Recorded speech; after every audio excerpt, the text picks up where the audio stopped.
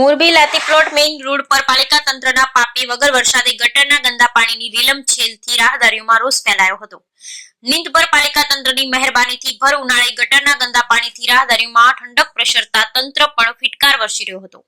મોરબી નગરપાલિકા તંત્ર જાણે ઊંઘમાં હોય અને શહેરીજનોને કનડતા પ્રશ્નોની બિલકુલ દરકાર કે તસદી લેતું ન હોય તેવી રીતે મોરબી શહેરમાં ગટરના ઢાંકણાઓ અને મુખ્ય રોડ પર ખુલ્લા હોવાથી રાહદારીઓના જીવનું જોખમ છે. તેમજ શહેરમાં અનેક જગ્યાએ ગંદકીના ગંજ ખડકાયા હોવા છતાં સ્વચ્છ ગુજરાત સ્વચ્છ ભારતના સપનાને લાંછન લગાવે તેવી પરિસ્થિતિઓ ઠેર ઠેર જોવા મળે છે.